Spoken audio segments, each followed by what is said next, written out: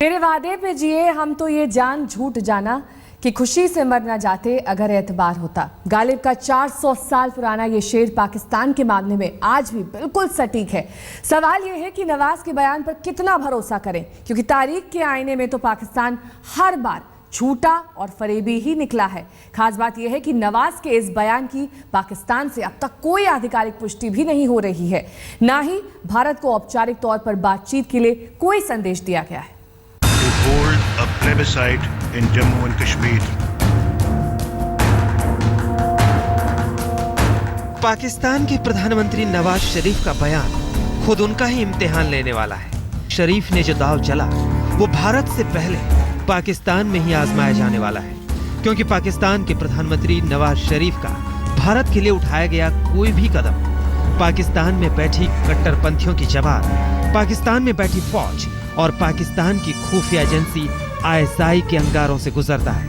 अगर इन अंगारों से झुलसने से बच गए शरीफ साहब, तब कहीं जाकर वो कदम हिंदुस्तान तक पहुंच सकते हैं।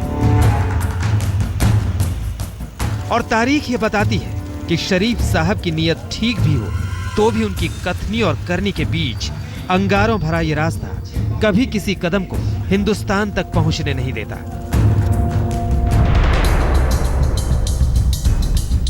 रूस के उफा में इन्हीं शरीफ साहब ने प्रधानमंत्री नरेंद्र मोदी के साथ मीटिंग के दौरान भारत के साथ बातचीत शुरू करने का वादा किया, लेकिन अपने मुल्क पहुंचते ही नवाज शरीफ के सुर बदल गए थे, जिसका नतीजा भी जल्द ही सामने आया। नवाज शरीफ उफा में किए वादे से मुकरे तो उसका असर पड़ा दोनों देशों के बीच NSA स्तर की बातचीत पर। उफा में बातचीत का वादा करने वाले शरीफ ने 24 अगस्त को दिल्ली में होने वाली NSA लेवल की बातचीत रद्द कर दी, क्योंकि पाकिस्तान कश्मीर और अलगाववादियों से मुलाकात पर अड़े थे, जबकि उफा में तय हुआ था कि बातचीत सिर्फ आतंकवाद पर होगी। हमारा तो क्लियर था कि ऑल आउटस्टैंडिंग इश्यूज कह दिया तो कश्मीर शामिल है। अब इंडिया उसको इंटरप्रेट कर रहा है, क्योंकि इंक्लूडिंग JNK नहीं लिखा तो इसका मतलब है कि कोई पॉलिसी में तब्दीली आई। उनको कोई बात करनी नहीं थी। अगर वो यहाँ आकर के बात करते तो नावेद की तस्वीर दी जाती ना। वो डोजियर की बात कर रहे हैं, वो तो क्या कागज देंगे, हम तो जिंदा सबूत है हमारे पास, हम तो जिंदा आदमी खड़ा कर देंगे उनके सामने। NSA लेवल की बातचीत रद्द होने के बाद सितंबर के आखिर में संयुक्त राष्ट्र संघ के मद से पाकिस्तान ने फिर अपनी नापाक चाल चलने की कोशिश की, लेकिन शरीफ की इस साजिश के अगले ही रोज उसी मद से विदेश मंत्री सुषमा स्वराज ने बेनकाब कर दिया। We propose that Pakistan and India reaffirm that they will not resort to the use or the threat of use of force under any circumstances. Steps must be taken to demilitarize Kashmir. Agree to an unconditional mutual withdrawal from Siachen Glacier. 4 सूत्रों की जरूरत नहीं है, एक ही सूत्र काफी है। आतंकवाद छोड़िए और बैठकर बात करिए।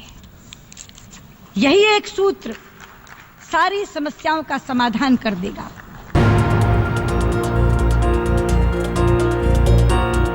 इतने पैतरों के बाद एक बार फिर पाकिस्तान के प्रधानमंत्री नवाज शरीफ ने चला है नया दांव। ब्रिटिश प्रधानमंत्री से बातचीत के दौरान उन्होंने कैमरून को भरोसा दिया कि पाकिस्तान भारत के साथ बिना शर्त बातचीत को राजी है, लेकिन हर बार मुकर जाने वाले पाकिस्तान का जैसा सच सामने है, उसे देखते हुए नवाज के इस शरीफ दाव की नियत पर सवाल उठना लाजमी है। आज तक ब्यूरो।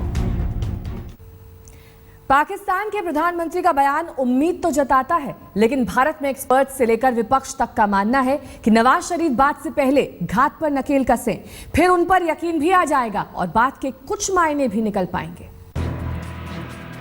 बयान पर खरा उतरेंगे नवाज, बातचीत में ईमानदारी रखेंगे नवाज, बात से पहले घात को रोकेंगे नवाज।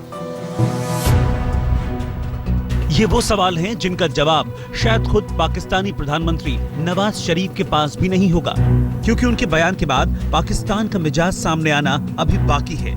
इसीलिए शरीफ के बयान पर न ही कूटनीति और न ही रक्षा के जानकारों को यकीन हो रहा है, न ही सत्ताधारी बीजेपी को और न ही बीजेपी की धुर विरोधी कांग्रेस को। बीजेपी का कहना है कि बयान या बात से पहले आतंकवाद तो रोके मियां नवाज। और तो और शरीफ के बयान पर उस कांग्रेस और जम्मू कश्मीर की आवाम को भी यकीन नहीं आ रहा जो हमेशा बीजेपी की नीतियों का विरोध करती है। पाकिस्तान की करनी और कथनी में हमेशा फर्क रहा है। पाकिस्तान पहले भी कई बार ऐसी बातचीत का ऑफर रख चुका है, मगर जब एक्शन की बात आती है, जब नीयत की बात आती है, तो उसमें वो खरा नहीं उतरता। कांग्रेस को पाकिस्तानी प्रधानमंत्री की नीयत पर शक है, लेकिन कांग्रेस को यह भी लगता है कि प्रधानमंत्री नरेंद्र मोदी भारत पाक रिश्तों को बेहतर बनाने के लिए पर्दे के पीछे कुछ न कुछ जरूर कर रहे हैं। इसीलिए कांग्रेस नेता मनीष तिवारी ने ट्वीट कर कहा कि नवाज शरीफ का बयान हवा में नहीं है। भारत सरकार पर्दे के पीछे पाकिस्तान से क्या बात कर रही है, इसका खुलासा पीएम को करना चाहिए, क्योंकि कभी पीएम मोदी नवाज से गले मिलते हैं तो कभी दिल मिलाते हैं। ये देश की सुरक्षा से जुड़ा गंभीर मसला है। वैसे इसी बीच नेशनल कॉन्फ्रेंस के सुप्रीमो फारूक अब्दुल्ला ने एक विवादित बयान देकर भी मामले में नया ट्विस्ट ला दिया। फारूक अब्दुल्ला का कहना है कि कश्मीर हमारा है, ये बात अटल सत्य है, लेकिन हम पीओके में दखल नहीं दे सकते, ये भी सच्चाई है। न हमारे पास वो दम है कि हम उनका इलाका ले सके, न उनके पास ये दम है कि वो हमारा इलाका ले सके। फारूक के बयान से ऐसा लगता है कि कहीं ना कहीं कुछ न कुछ तो चल रहा है, जिसके बाद नवाज शरीफ ने बिना शर्त बात का बयान दिया। लेकिन शरीफ की बात पर यकीन लाना मुश्किल हो रहा है। आज तक ब्यूरो। भारत और पाकिस्तान का रिश्ता गर्म चाय की प्याली और होंठों की तरह है। न ज्यादा देर करीब रह सकते हैं, ना ही दूर रह सकते हैं। शायद इसीलिए 2 महीने के भीतर शरीफ ने फिर सुर बदला है और बातचीत की आस जगाई है। अगर ये कोशिश ईमानदार है तो पेरिस में इसकी भूमिका भी तैयार हो सकती है, जहां मोदी और शरीफ जलवायु परिवर्तन पर आयोजित शिखर सम्मेलन में शामिल होने के लिए आज ही भारत के साथ बिना शर्त बातचीत का बयान एक बार फिर ऐसे ही गर्मजोश रिश्तों की आस जगाते हैं। रूस के उफा की ये तस्वीरें पेरिस में जलवायु परिवर्तन पर आयोजित शिखर सम्मेलन में भी नजर आ सकती हैं। पेरिस में आयोजित इस शिखर सम्मेलन में हिस्सा लेने आज ओबामा, मोदी और नवाज समेत 130 देशों के दिग्गज पहुंच रहे हैं। इस मुलाकात की आज से पहले ही भारत और पाकिस्तान के बीच क्रिकेट सीरीज की खबरें गर्म हैं।